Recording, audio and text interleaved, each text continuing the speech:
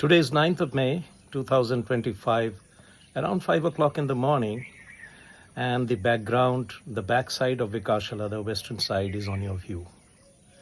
There's something in my mind which I want to share on this auspicious day. Today is 9th of May. So there are a lot of controversies about the Bengali calendar and Tagore's birthday. According to my study, actually 25th of Boishak, when Tagore was born, falls today. But they had celebrated 7th of May and 8th of May. So let's forget it. But there is no doubt about one thing. This is Robi Paksha. Paksha means 15 days.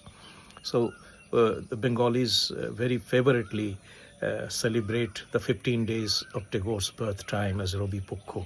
And it's a very spiritual word. Paksha means Krishna Paksha. Krishna Paksha and Shukla Paksha, they are 15 days of the moon, the cyclic movement of the moon. So Tagore is given so much of honor that we call it Robi Paksha. So the point that I want to share with you today is science, pure science. And this is very relevant. This is about sound of nature.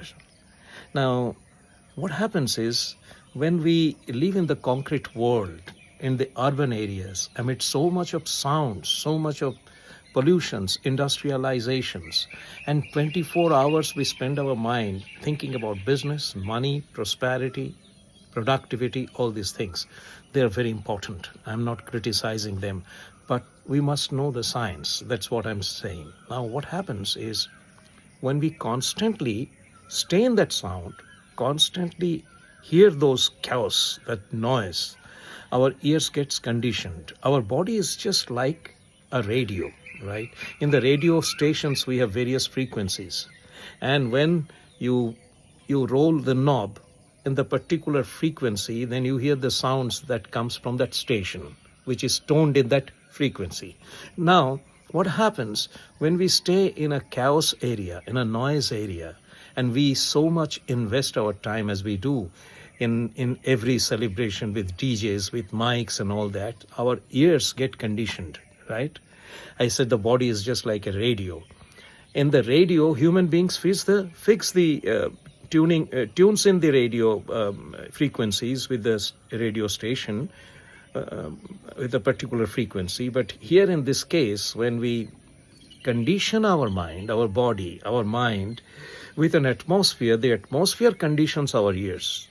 That's why we say that we are all servants of our habits, right? So what happens is, when your ears get conditioned with that chaos and sound, have you seen young boys, playing the stereo in a very high volume and the windows are closed in the car and they're passing by and you still can hear that vibration of sound?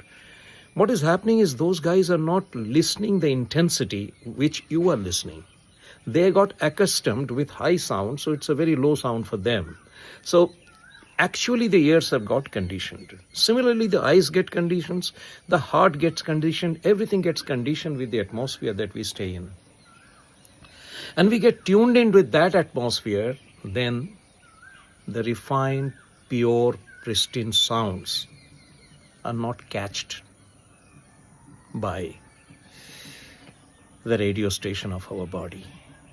Then we become partial. Then we become deaf, mentally, spiritually deaf. And this is a very common situation that's happening today. And why it is important, the other side of the story is when you stay away from that chaos or make it a point to invest reasonable time in nature, there is a sound in nature. What is the difference between the sound of industrialization, consumerization, sound of the big sounds of the urban areas, and the sound of nature? The sound of nature is zero frequency. So when you stay there, your whole life, the radio station of your body and mind becomes conditioned with zero frequency. That means it's open. Zero is the most potential number. Then we can catch any frequency. Then you will not be disturbed. Then whenever you go to the urban area, you will enjoy the sound. You go to the hills, you enjoy the sounds. Then you become flexible. You are tuned in with the zero. So the concept is very powerful. That's the reason it's necessary for us to invest time in nature, stay in nature, and save our body from being conditioned with that huge big sounds which ultimately make us physically, mentally, spiritually deaf. And then the beauty of fullness of life will be perceived. Then we'll be living a fuller life, richer life, a complete life. Consider my words, right? And that's the reason Vikashalaya is situated in Shantiniketan. Another example in today's context is Tagore's birthday. Tagore stayed in nature, so he was not deaf. Physically, mentally, spiritually, he was awakened. What is awakening? Being in nature, your body and mind and spirit being tuned with nature, then you are awakened. Awakened spiritually. And then all the sounds, all the beauty, all the colors, all the sweet things in life will be yours forever. Have a great day. Thank you very much. I'll come again and talk to you.